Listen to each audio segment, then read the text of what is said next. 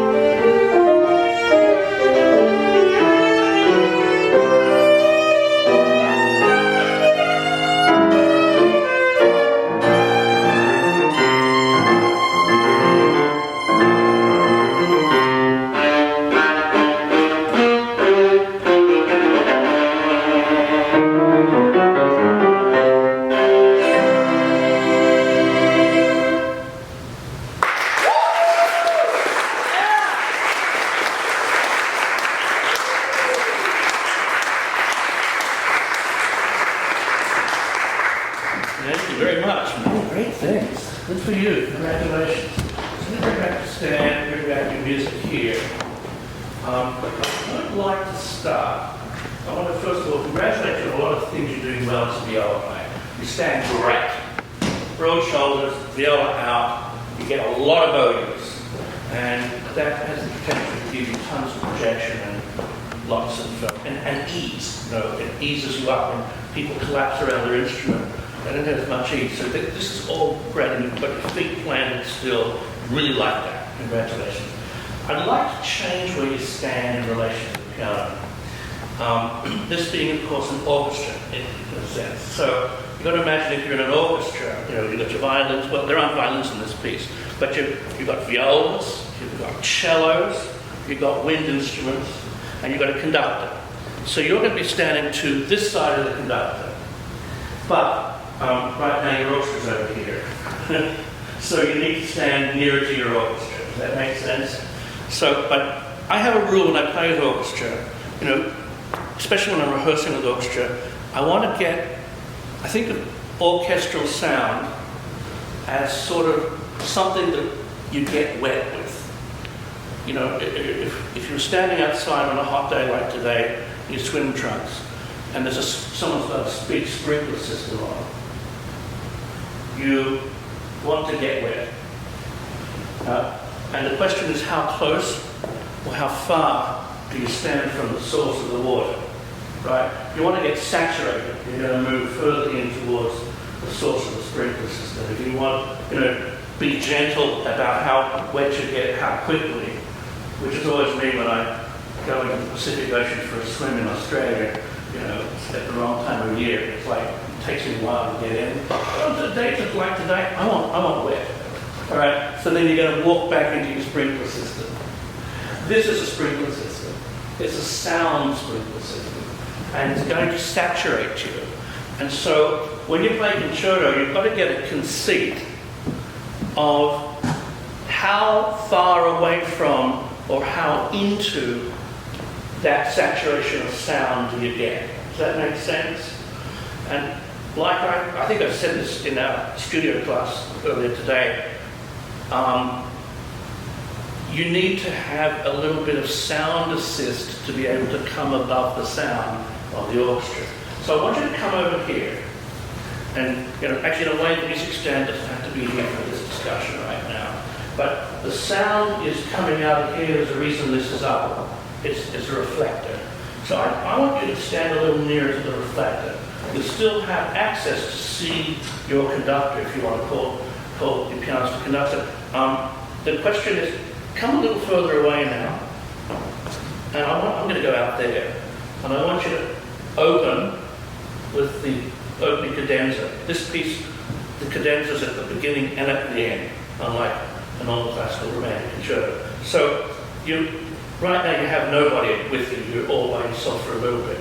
But I want you to stand about here and start it again. Now, with this piece, make sure that you've found the opening chord before you play.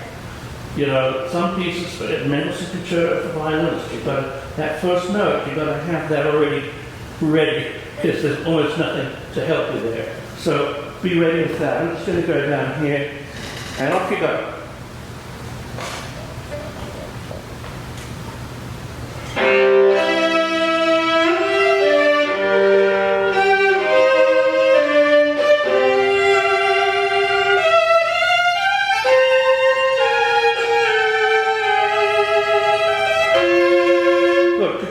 That's very good playing.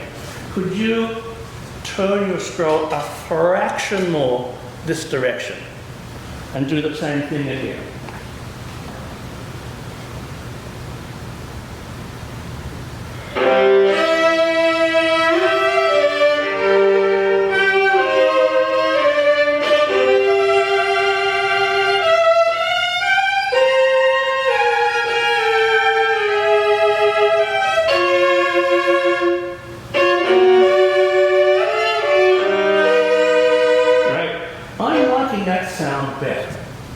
Because I'm getting some of the lower overtones of the instrument. Remember, we have a treble range, but we're beginning to move into having a bass range in this instrument.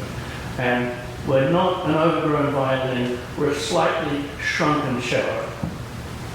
So I want some of those cello overtones. With that stance gets more of the deep ones. We don't totally lose the higher overtones, but we get more of the deep. Now, could you overuse your bow, please? So from tip, da from tip, from, and I want you to pretend your bow isn't this long. It's this long. And so I want you to just, and concerto playing requires that kind of overuse of the bow. All right? Let's try that again.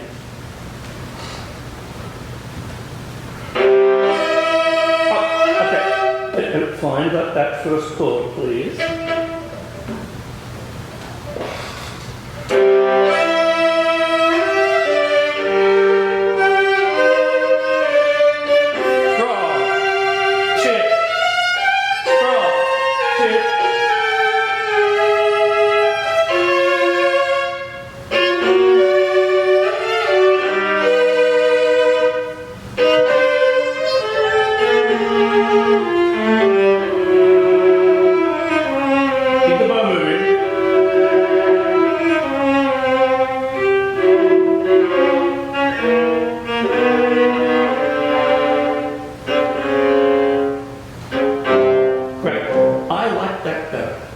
Does that feel a little more comfy? It felt like I was using a lot, like really trying to use a lot of that. Ask these guys. I bet you got more sound. I bet it looked like he was more authoritative. I bet it felt like it was all coming out a bit easier. And that's what I heard. So, but you know, when you play concerto, you can't be little. Because at a moment's notice, you will be cut by an orchestra. Orchestras, they're really good at that. That's why conductors are always saying shh, shh, shh. But at the same time, an orchestra has their duty, but you have yours. And yours is to make sure that, you know, the difference between forte and piano is this much, not this much. Because right in a minute, it's going to get very thickly scored. We're going to skip this next section. Let's do the lead into the musicality. Dom, bim, dom. All right.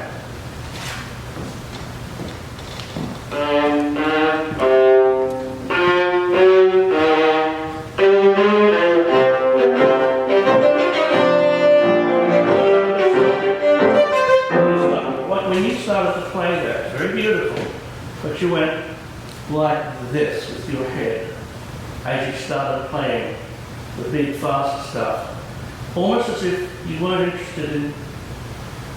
It's almost like you were turning away in disinterest. I'd like you to keep, if you don't go to your head, don't go away for no reason. Okay, can you try that again?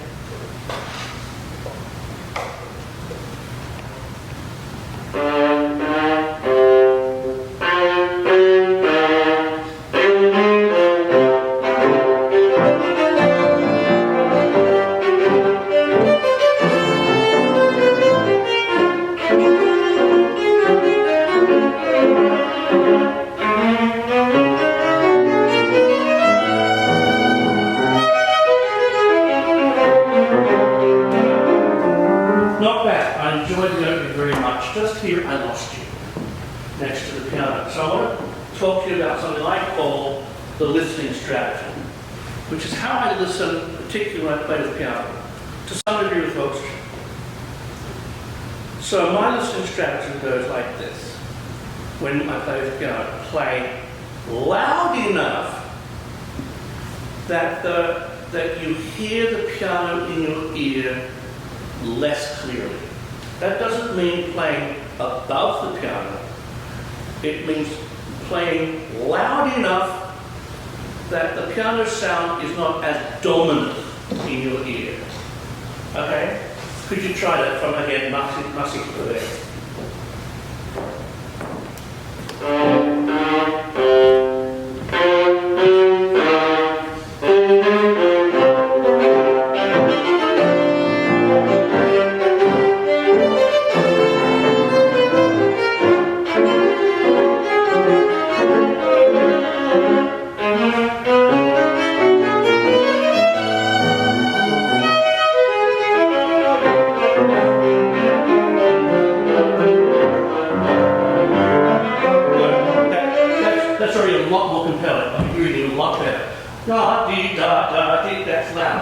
But, you know, can we just hear the piano part there? Where is that? Not there. Where we just hear. Just like, that's what you've got going on, and it's all in bass player. Because you're the scoring this piece, right? Yeah. What's the score? Like there's no violins. Good. But bad, right? Because you've got no point of reference between the highest members of the string section. You've got only the dark members, right? You've got the violas, basses, cello. Now you have a wind section, and you've got a problem there. Because how many members are there in the string section versus the wind section? In a normal orchestra, in a big section, like the other night. You have so many fewer members of the wind brass section than you do members of the string section. And there's a reason for that, because they play big. They play loud. There's no need to have as many. So that's how this piece is scored. And a lot of composers, including ones for whom viola, like Edith, were their prime instrument, they hear the viola as loud, which it is in decibels. But that middle range gets buried. You look at a choir, you've got the gal singing soprano, the gal singing alto. Guess who you hear? You hear the sopranos. And sometimes you wish you could hear the tenors because they scream. But we never hear that middle. So the people in the middle have to find a way. When that listening strategy did wonders to your projection, it never stops. All right. So when you've got that underneath you, and the other thing is in the scoring, you've got all kinds of octaves going on underneath. Can you hear it one more time?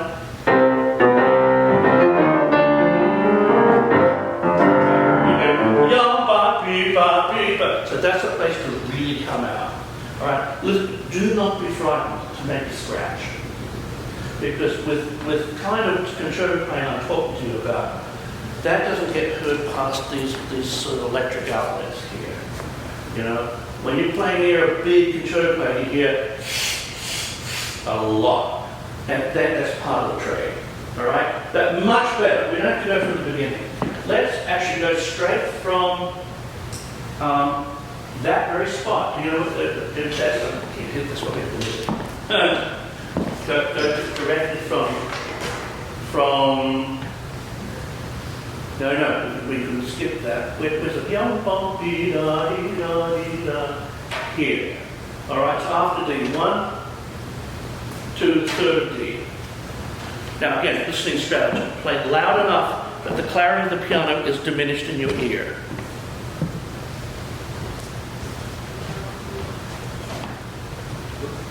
Just that, yeah. Okay, now that's good. Good. You're a little nearer the piano than you used to be. That's good. Stay there. Stay there. I want to see what that does to your sound. Yeah.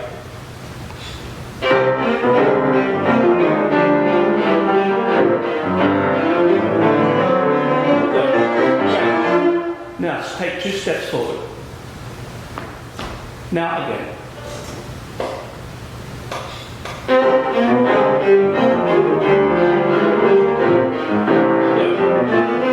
Take 2 steps back.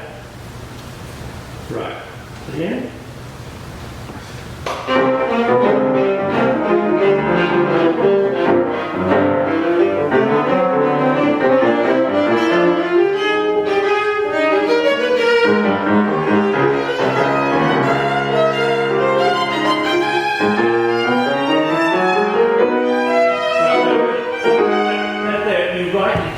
You rightly took the dynamic down. Couldn't hear you.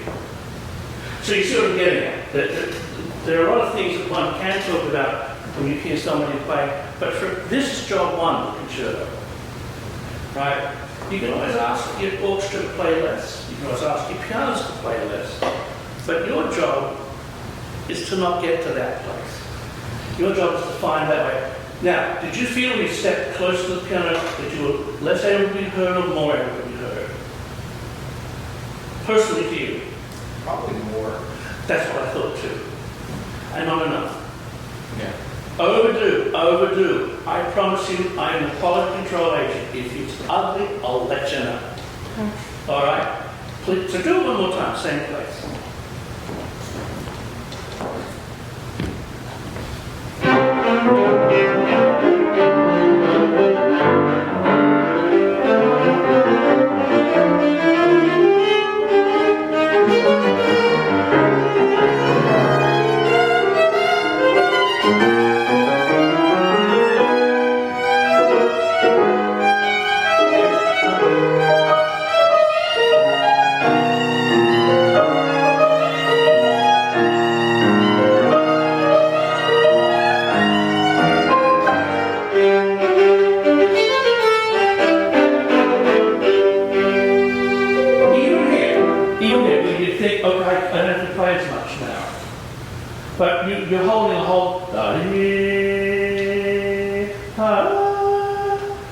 We need to hear, otherwise all we ever hear is the orchestra there. All right? Great, that's much better. Let's jump a little. Let's jump a little. When you get to this page here, so remember, you and I talked in our lesson that even though this says 20th century harmonies, that he goes back to Baroque models. So if this was a dance, this is in essentially compound style of meter, it's a G. But then eventually you get to K, letter K.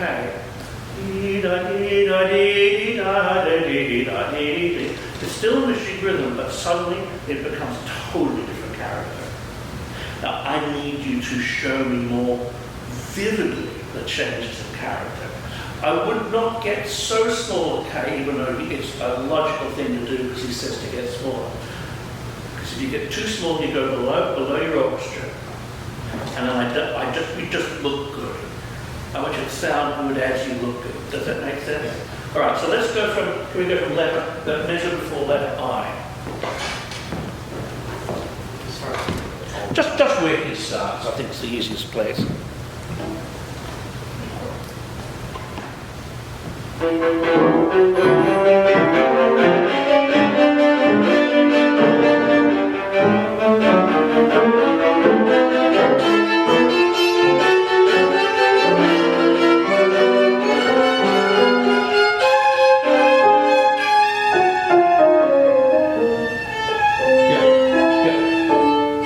Let's see the piano part at that very spot. Can I just hear that was this? Is this a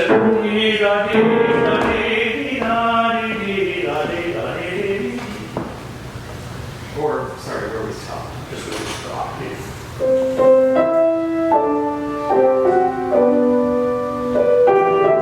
Right.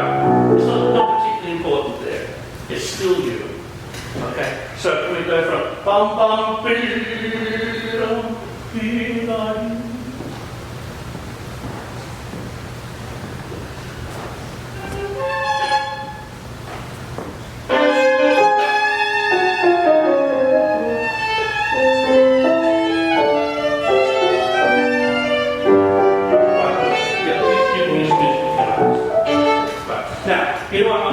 one more thing I want to give you.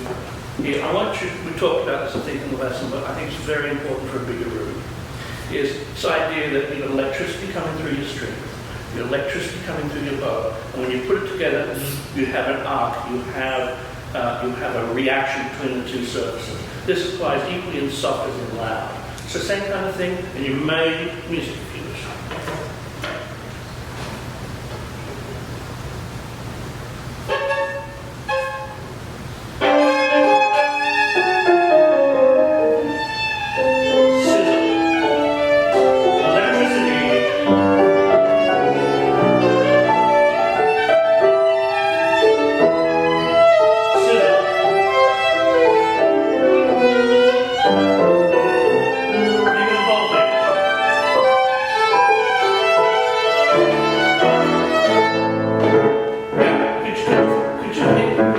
Viola is now some disobedient child. When you get to these pizzicato, right? Don't be gentle. It's getting better. I like more electricity in sound. That's between the two surfaces. Well, that's just not a good place to do this. One more time. Let's just go direct the measure before K.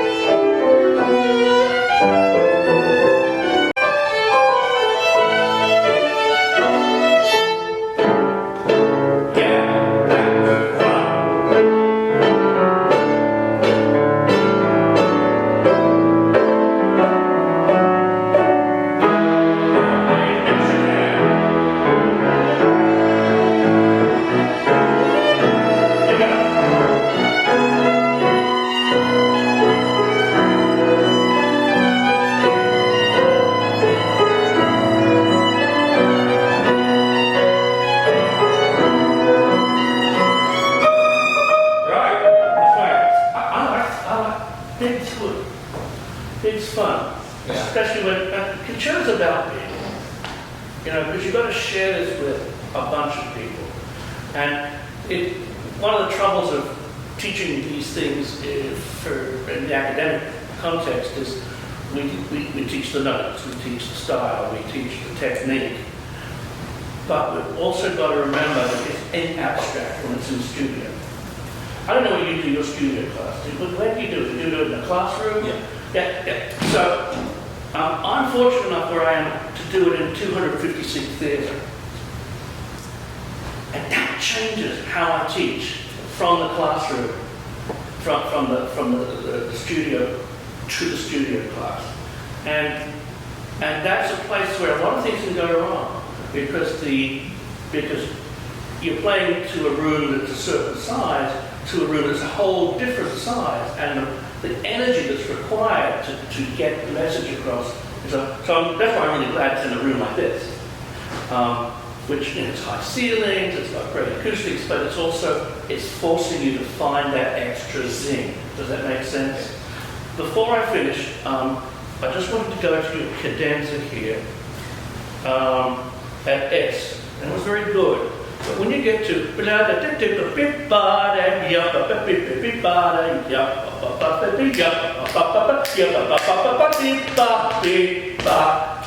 go nuts.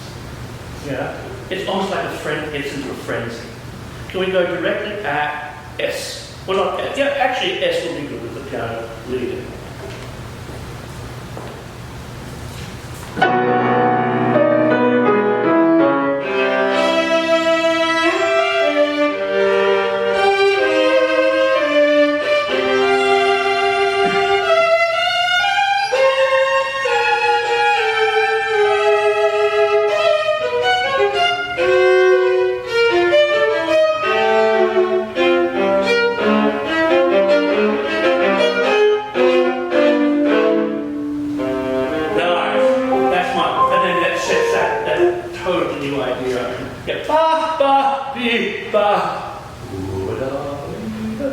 Right.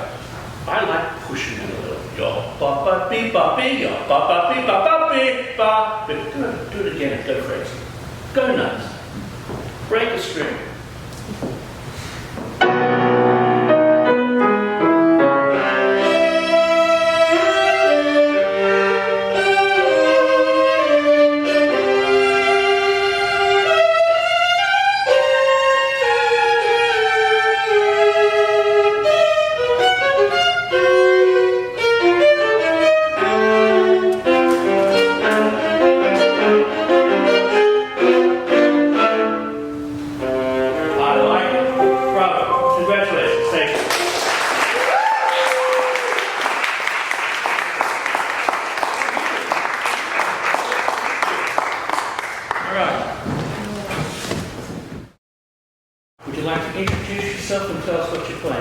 I'm Isabel Aronin. I'm from Bethesda, Maryland, and I'll be playing Bach's Chromatic Fantasy, arranged by Kodai.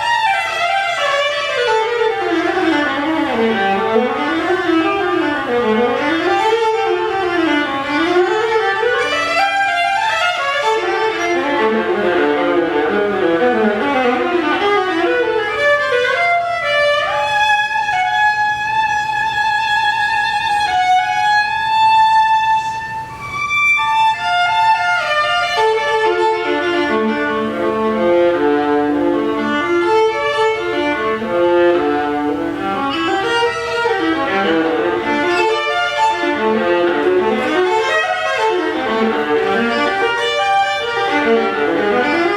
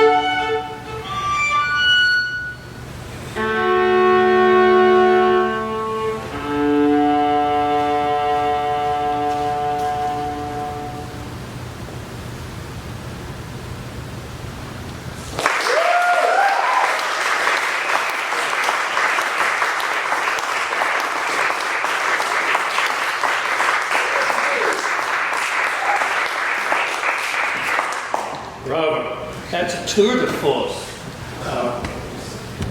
Do you have any music here? You do now.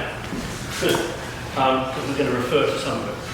So first of all, some really amazing things. I mean, what possessed Zoltán Kodály, one of the great Hungarian composers of the 20th century, to do this? What made him see that this could work for our instrument?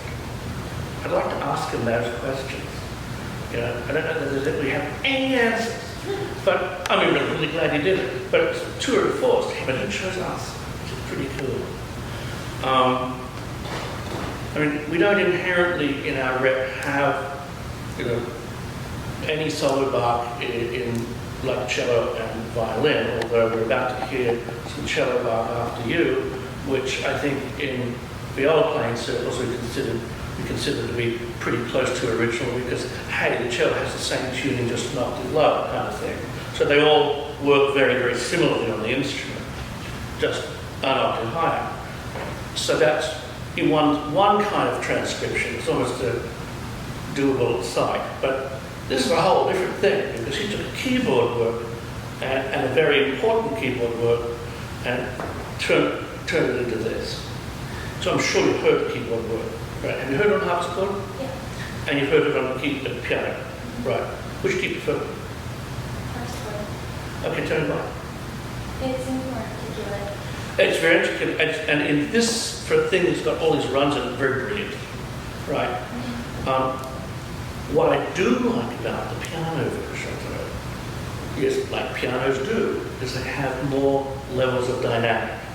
And one of the things that you hear in this, other than all the runs, is there these moments that are absolutely taken out of his church music. They're recitativos.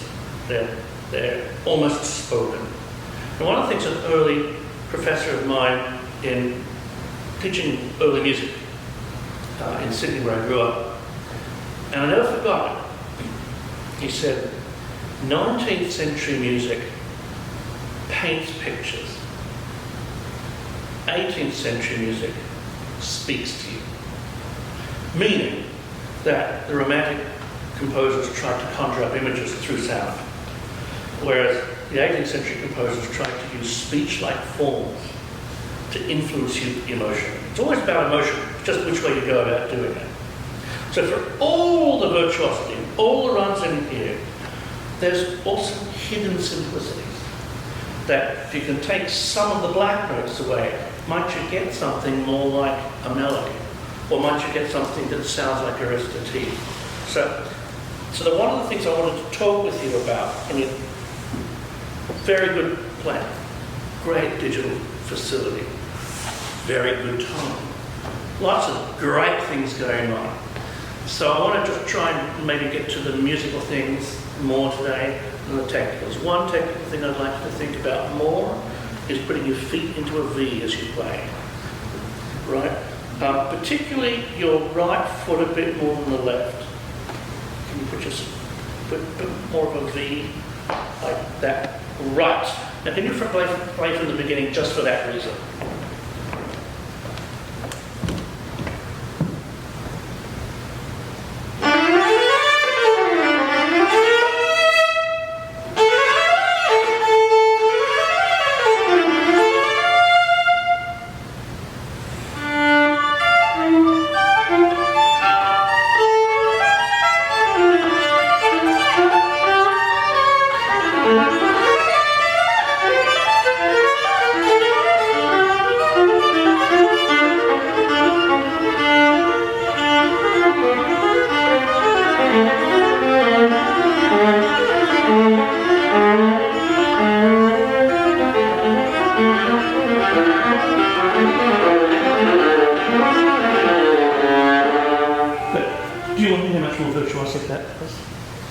That was assured. That was incredibly assured, focused. Did you see how much faster you started to play some of those passages? Yeah. And they just flew out of your fingers because you're putting your body posture in a place that frees up the hands. Now, I didn't ask you to do that. I didn't ask you to play those speeds. I didn't ask you to take that interpretation. That came strictly from you. But it came because your hands were freer because of the way you were standing. Mm-hmm. All right? and there was a zing to your tone. So that's just one small change that makes way big differences. And it begs the question, page after page, would passages go slightly differently that way? I think it's worth trying, so we'll keep that stance. Yeah, particularly the right. I feel your right turns in a little more than the left. That's right. Good. So let's have a look at page 1 here. The thing is that there's a lot of freedom that you can find in the piece. But I'm curious, just let's take any line you like. Let's say go from this line here. Now what I want you to do is I want you to play it as in time as you can. Even though I know that there are many freedoms in this piece, but I just want to do something about this issue, right? As in time as you possibly can.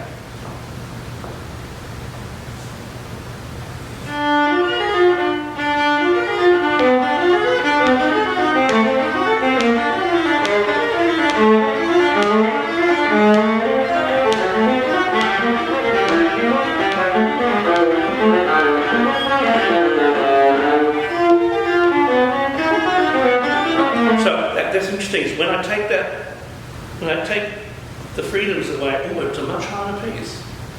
Now, I'm not saying you shouldn't play free. No, I'm not. But what I am saying is, what did you notice when you didn't play a free about the music itself? Sequences weren't obvious. Right. You've got your bass lines, you've got your harmonic progressions. Do that one more time. Again, I understand it doesn't feel comfy. And I want you to go back to a bit more freedom, but I absolutely want you to hear that there's a harmonic logic. And it's the harmonic logic, in a way, that gives you the clue to where the freedom should be. One more time.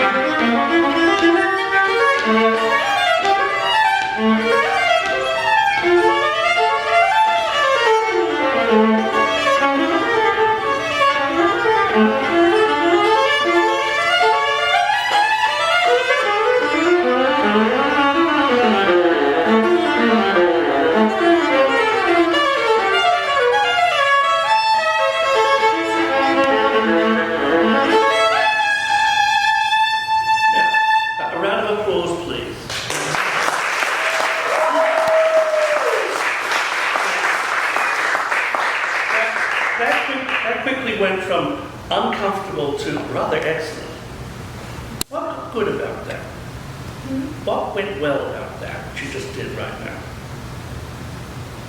Fluid. It's funny, and I told you not to be. Right, Nick? Huh? What? I said, don't be fluid, be in time, oh my goodness, do not take any freedoms, and yet, wow. It meant that over time, as you started playing, you started to go here, here, here. There's not something else that Bach does, and this is a Bach thing. Okay, this is a transcription, so I'm not swearing on the Holy Bible that this is exactly the same slurrings that you would have in the keyboard version. He may have adapted some of this to the instrument. That's fine. But if you look, let's just take line 2. After your first opening 30-second run, you have triplet 16ths. It goes on and on and on. Right? So the pulse doesn't change, but you're going from triplets, then you're going into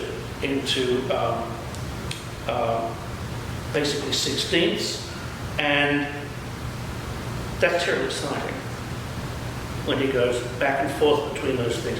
The other thing is that when you have your triplets, if I sing it as, if I vocalize it as you go da da da da da da da da da da da da, but he puts slurs in every second and third note. Now you've got a sub rhythm. You've got syncopations. Da da da da da da da da. Is that pretty cool? All right. And then when you get to straight 16ths, da da da da da da da da da da da da, he puts slurs in on the second, third, fourth. Is it fifth? So da da da da da da da. So when you're 2/3, we don't hear the sub rhythms. Bach layer cakes his rhythms. Underneath there may be a pulse of on which he does.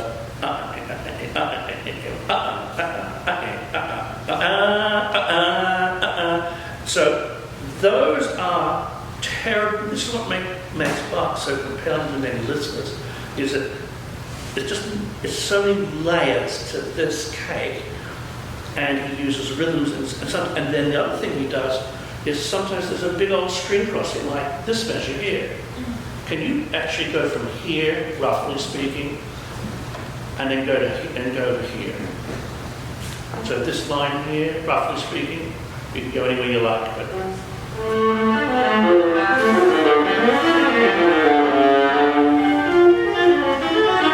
now, do me a favour, and even though you've got a big old leap there, don't take any time whatsoever, ever. Yes, I know. You start anywhere you like, where you know where the bowing is right.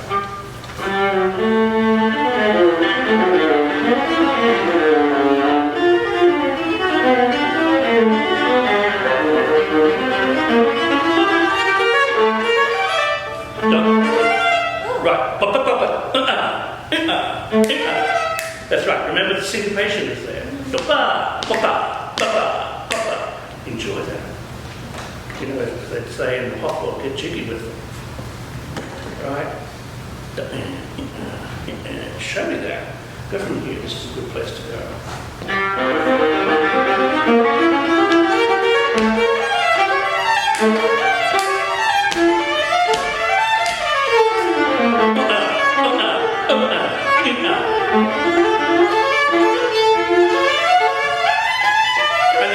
Same 16th notes, but now he groups them differently. Not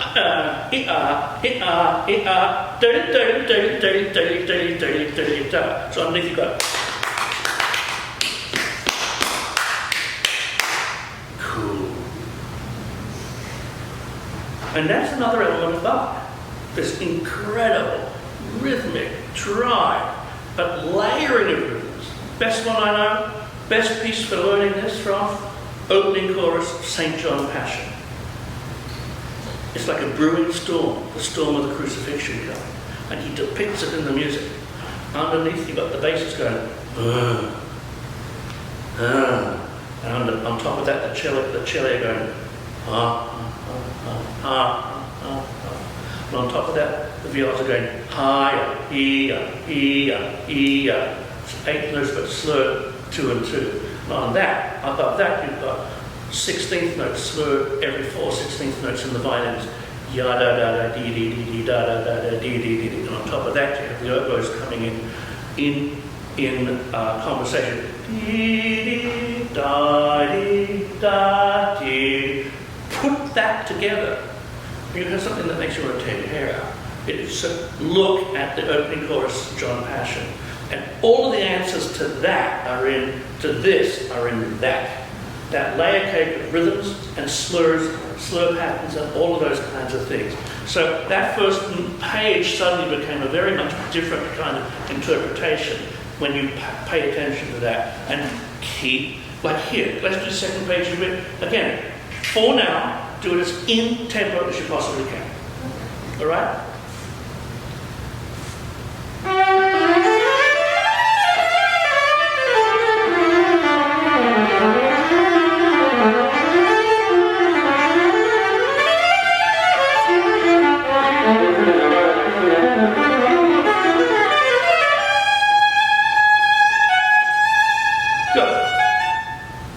Do that again, and I don't know how, but just make it better. I don't know how. Put your foot at the beat. right? But just, I don't know how, but play it in time, but make it better somehow.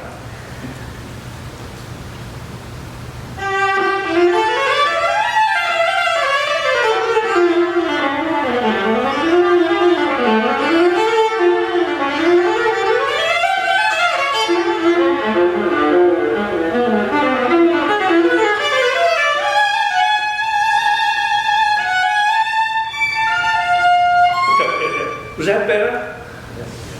Oh, that was a lot better. What was better about that? Yeah, for dynamics. You did dynamics? What else did you do? You did a whole bunch of other things too. The tone was cool. The tone was great. It was compelling. What else did you do? I like the different notes. You showed things, but you showed them not necessarily through tempo changes, but like dynamic changes. It was like you brought something out a bit more or you went away from it. This is where playing it in tempo is very helpful. I'm not saying there aren't freedoms possible, because I didn't consider that unfree, but I considered it very in tempo. Right? The other thing that you did is, as the line went up, so did the dynamic. As the dynamic, the line went down, so, and that's one of the, Bach didn't need to write that in, sort of understood at the time. And so there you go, again. Now let's try it a little bit, let's go further. Yeah, this little freedom allowed here at the top. Right, try that.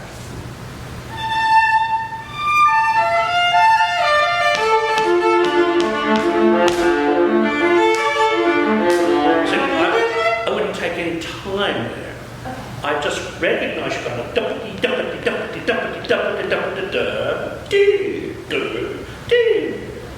That's what he does with the power of the slur. So don't subjugate the power of the slur to tempo. The slurs are your tempo. Got it? Your turn.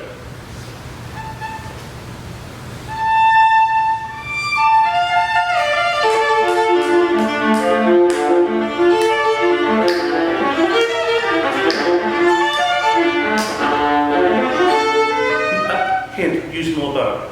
When you get to here, go from there.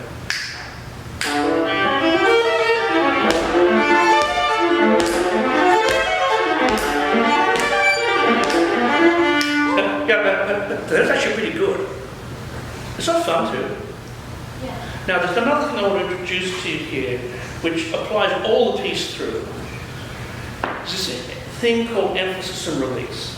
So when I speak to you now, you don't hear every letter I speak. You hear every syllable I speak. So we divide words up into syllables, and syllables are basically rhythms. And every language has its own rhythms. Did you notice that one of the things I tell people is English, it has many rhythms, but do you realize that just when I say the word rhythms, it's da-da, rhythm, right? English often is a language set in 6/8. Think of a limerick. English is a 6/8 language. It's not only a 6/8 language, but there are lots of words that I speak that have the da or da. Pretty cool.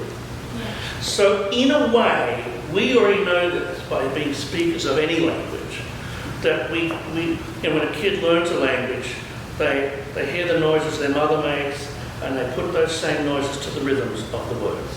Oink, you got a word. So here, not all of the notes in these runs matter to the same degree.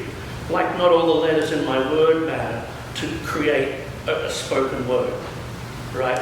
You're listening to the syllables. So, in this run here, that note you're going to hear. What else? What's the next note you're really going to pay attention to? The E. That's the next beat, right? If you're getting that, then the next one's going to be the next beat, right? Down beat, and then halfway through again, right? Those are the emphases. Anything else is what I call a release. And if I start speaking let in the then it's not really language anymore, it's just noises. Your turn. Try to show me the syllables. Sorry, Yeah, try to show me the syllables in the sentence.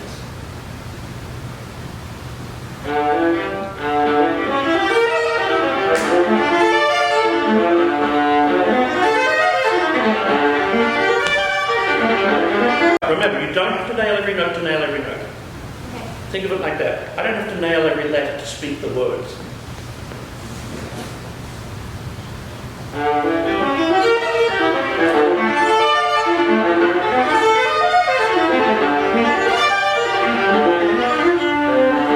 So get big, big bash on that low D, and then release your bow. You got it. Do that again. Big bash on the low D, big bash on the high G sharp, fake everything else.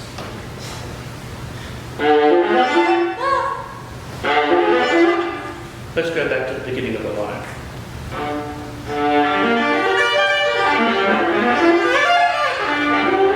Right. You did a great fake. Now, the only note I care for you to nail on that up bow run there is the highest note. And then whoosh with the bow.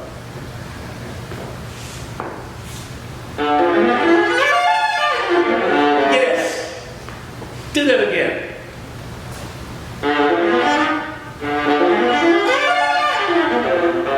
Do it again until it's fabulous.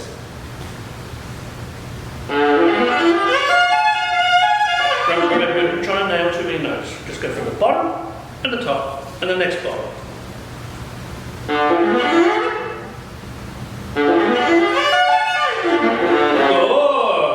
Now, I would practice that again and again until I get it. But you see my basic drift here. Sure, you need to do some slow practice. Who wouldn't? But after you've done that slow practice, you have to do another kind of practice, which is going for the emphases and leaving the rest to be releases. Does that make sense? Okay, introduce yourself and the work. Hello, my name is Fuentes, and I'm going to be playing the prelude to the 5th solo cello suite by J.S. Bach.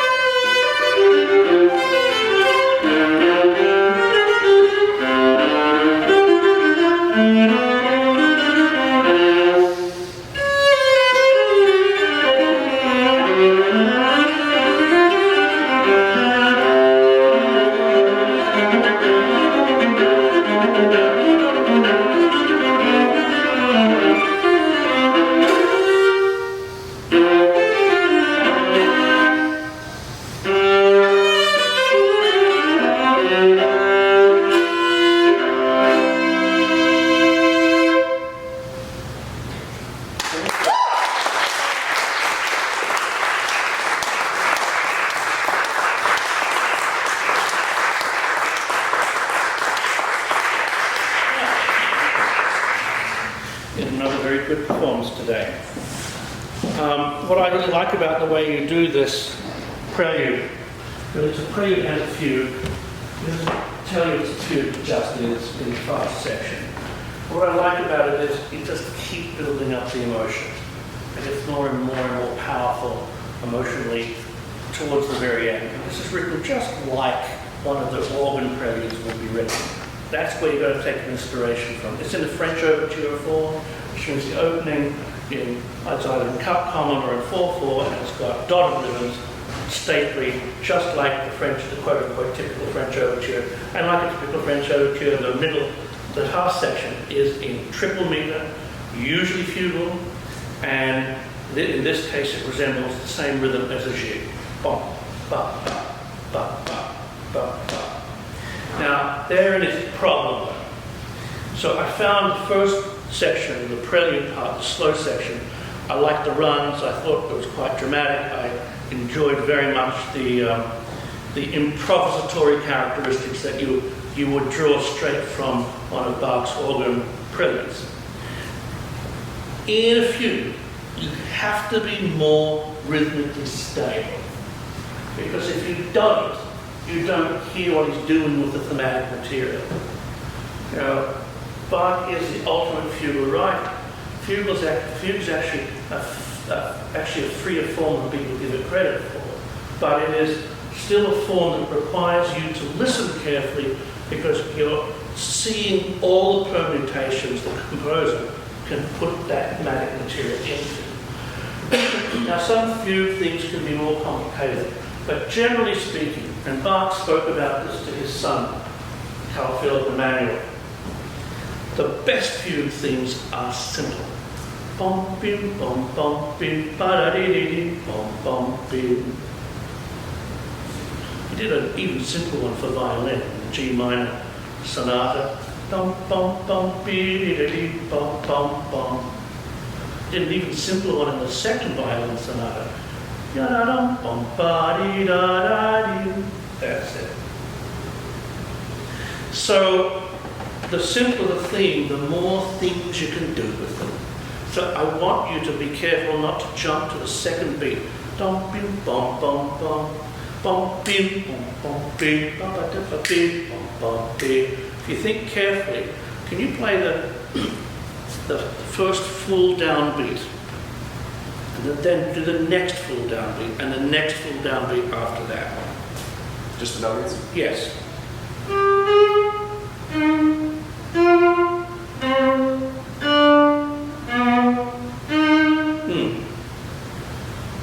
That's actually either a melody, if you wish to call it such, or a bass line. One more time.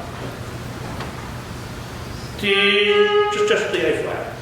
T, T, T, T, T, T, Tom. In other words, there's an implied C there, right?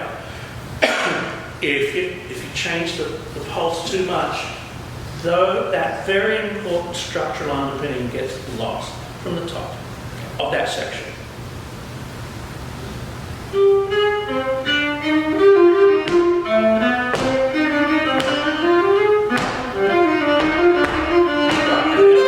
There's a syncopation underneath you. Dum bi da da da da bi ba da ba da da di. Right? Da di E D implied C. Can you go from there? Da di da da di da di and stop. Now, take away the F and just go E flat, D, and an implied C. But C, not E flat. Right. And that is cool. Da, bi, ba. And again, so I want you to start this with an etude-like mentality.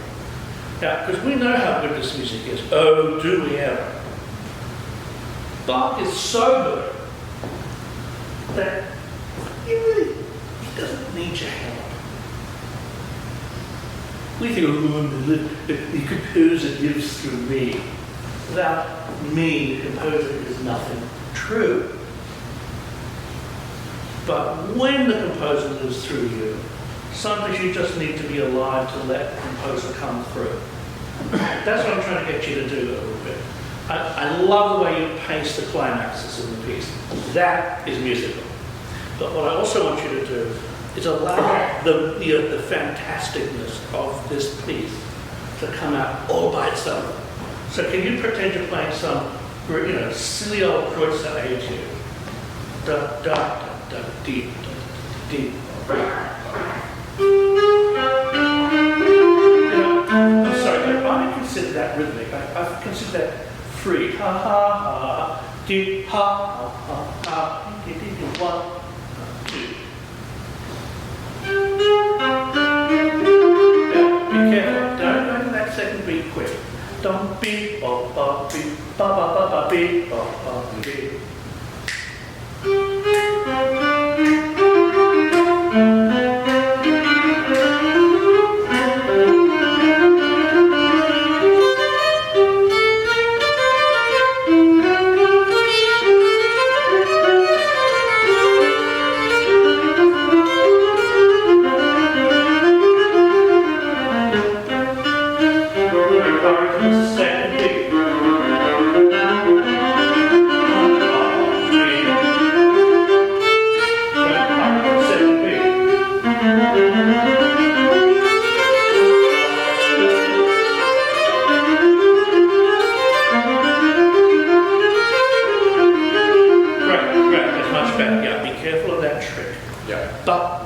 Because if you hurry to the second beat, then you're going to ruin the syncopation when it comes.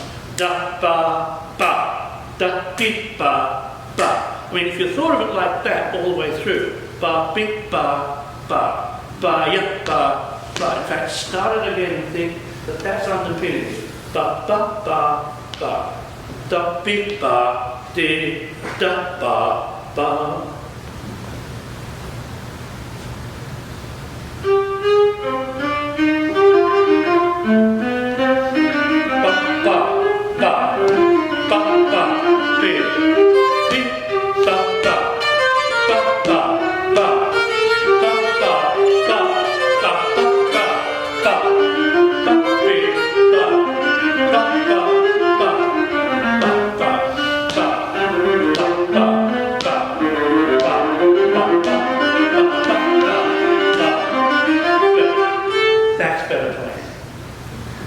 Did that feel more settled? And yet it was musical, right? So that's one of the things you've got to remember with Bach, the incredible importance of rhythm to him. Because for him it was one of the layers upon which he built his cathedral of sound. When I was in Germany, I was making a recording in Hamburg, and I went into the Hauptkirche in Hamburg, which is the equivalent of the cathedral, except it's Lutheran. It's Hauptkirche, head church, magnificent Baroque building. Bach's son, Carl Philipp Emanuel, is buried there. But it's a pure white church, completely white. No stained glass windows, completely white. Little gold accents around windows and on a beam here or there. Nothing like this building.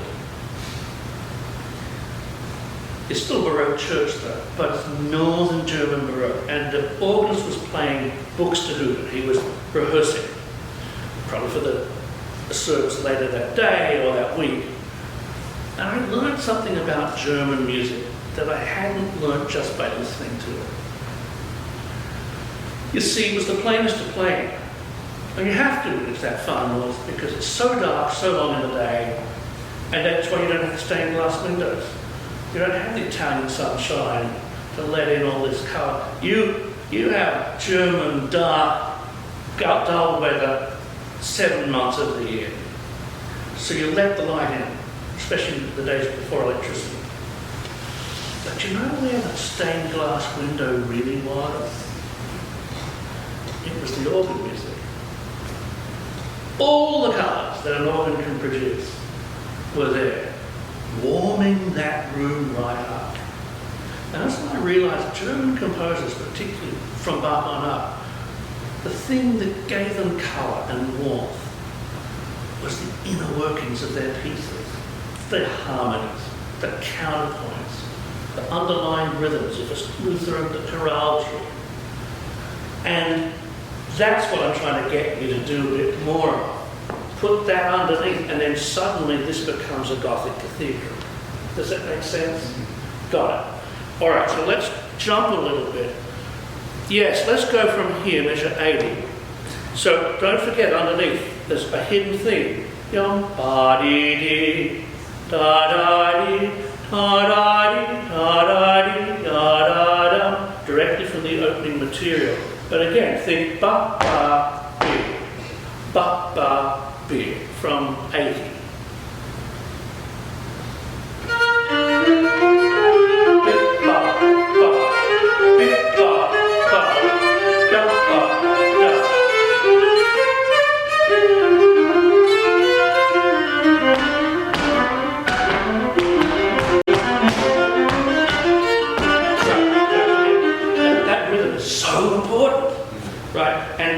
So don't just go for the notes.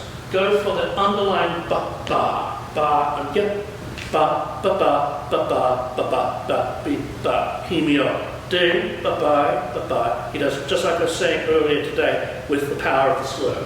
Where was that?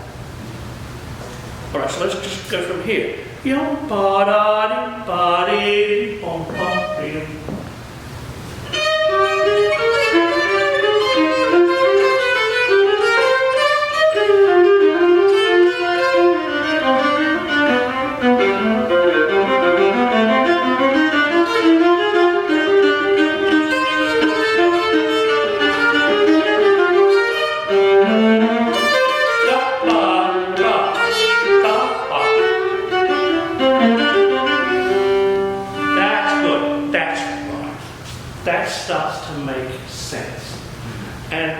You've got to know what the right elements to show up. The problem with Bach, because it's so good, is you're in this mighty forest and you just can't find your way out of the forest because each tree is quite beautiful.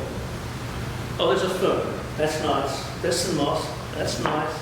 Look at that lichen on the rock. That's nice. But how the hell are you going to get out of this forest? And this is a forest of music. And the most important thing is you've got to know the things that make this an ordered forest. And those are the things I think I want to talk to you about. It was very good playing. You have a mighty tone.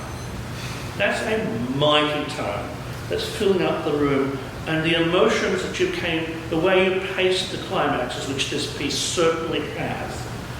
But do not forget your rhythmic underpinnings. I think that's what this piece needed most. Technically, you're doing great, but I would also say that the technical things that you may want to correct come out of that sense of under rhythmic pulse. All right, great, thank you.